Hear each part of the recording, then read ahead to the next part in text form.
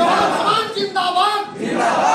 जो चौहानों की बात करेगा, चौहानों की बात करेगा। जगजीत सिंह टाइगर, ग्रामीण विकास मंच का एक सदस्य हूँ।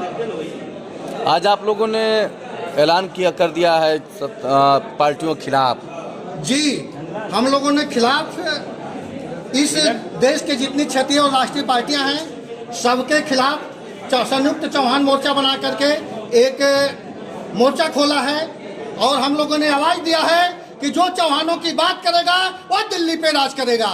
जो चौहान को टिकट नहीं देगा, जिस पार्टी और जिस दल से अगर टिकट नहीं मिलेगा, उस दल, उस पार्टी, उस संगठन का मेरा चौहान समाज बहिष्कार करेगा, वोट नहीं करेगा। सर, कितने % लोग हैं चौहान समाज के आपके संगठन? चौहान समाज की बात करते हैं। चौहान समाज पूरे भारत में 28 राज्य में पाए जाते हैं। अगर आबादी से देखा जाए तो किसी समाज से अगर कम नहीं होंगे। आप गिनती करा कर देख लीजिए। आपके संगठन के साथ कितने लोग जुड़े हैं? जिस तरह से आप हुंकार भर रहे हैं, क्या आपके मोर्चा के साथ चौहान समाज आएगा भी? मेरे मोर्चा के साथ एक एक चौहान इस बार खड़ा है। अगर कोई इसको आजमाना है तो कोई दल, पार्टी और संगठन किसी चौहान के बेटे को टिकट न दे करके देखे, हम लोग बता देंगे कि जुड़ा है कि नहीं जुड़ा है। आप लोगों को देखने को मिलेगा 2024 के चुनाव में। मंत्री, राज्यपाल, विधायक रहेंगे आप लोग साथ? मंत्री, विधायक और राज्यपाल की बात करते हैं।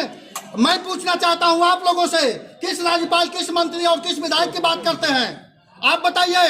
2022 के विधानसभा चुनाव में एक भी चौहान के बेटे को भारतीय जनता पार्टी ने टिकट दिया है तो नाम बताइए उसका। रामविलास चौहान। रामविलास चौहान निषाद समाज के पार्टी से, निषाद पार्टी से टिकट लेकर के आए। उनके खाते में मतबन था।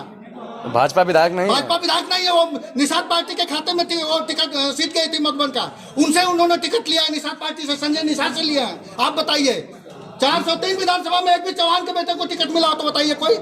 फिर भी चौहान समाज तो वोट करता ही रहा। वोट करता था, इसलिए करता था कि जिनको हम लोगों ने वोट कराकर 4 बार मुख्यमंत्री बनाने का काम किया है, वो भी हमारे समाज को अनदेखा किया है। इसलिए चौहान समाज ने बीजेपी का दामन थामा, लेकिन बीजेपी ने उनसे भी नाग बनने का काम किया और हमारे समाज को हमेशा चुनाव में ओम प्रकाश किसी जात विशेष का बर्ता करूंगा ही नहीं। मेरा राजभर से कोई बगावत नहीं है। मैं उन दल, पार्टी से हिस्सेदारी मांग रहा हूं जिनको मेरा समाज वोट देता है। ओम प्रकाश 20 टिकट लेकर आए। ओम प्रकाश से हमसे क्या मतलब है सर?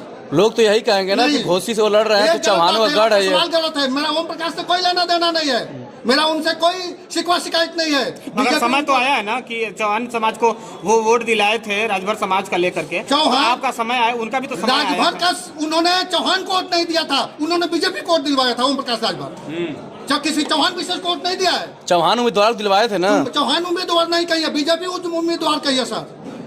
आप बीजेपी उम्मीदवार कहिए। हम लोगों को बरगलाने का काम आप लोग भी ना करें, क्योंकि वो बीजेपी उम्मीदवार थे दारा चौहान। आज भी हम लोग का चौहान का बेटा जाता है उनको उनसे काम लेने के लिए। चौहान समाज उनको नेता नहीं मानता क्या? नहीं, ये नहीं हम कह रहे हैं कि चौहान समाज नेता नहीं मानता है, मानता है। लेकिन हम बीजेपी की बात करेंगे, हम सपा की बात करेंगे, हम बसपा की बात करेंगे, हम कांग्रेस की बात करेंगे। तो बीजेपी से तो आप हिस्सेदारी भी की मांग कर रहे हैं और कह रहे हैं बीजेपी प्रत्याशी से मतलब भी नहीं। हमको बीजेपी अगर हमको हमारा वोट लेना चाहती है तो बीजेपी चौहान को कम से कम 2-3 सीटों पर टिकट। आप दारा चौहान को करे बीजेपी का उम्मीदवार, जाति का उम्मीदवार नहीं मान रहे कि अगर जातिगत आप विशेष और जातिगत बात करेंगे किसी मंत्री का, तो बीजेपी हर समाज के हर जातिगत पर एक मंत्री बना दे। एक जात के 2 लोगों को मंत्री हटा दे, हम भी मानने के लिए तैयार हैं। अगर किसी समाज के 3 मंत्री बनाएंगे, किसी को 4 मंत्री बनाएंगे, किसी को 4 राज्यपाल बनाएंगे, हमको एक ही हिस्सेदारी चाहिए। आप संतुष्ट सबको करें।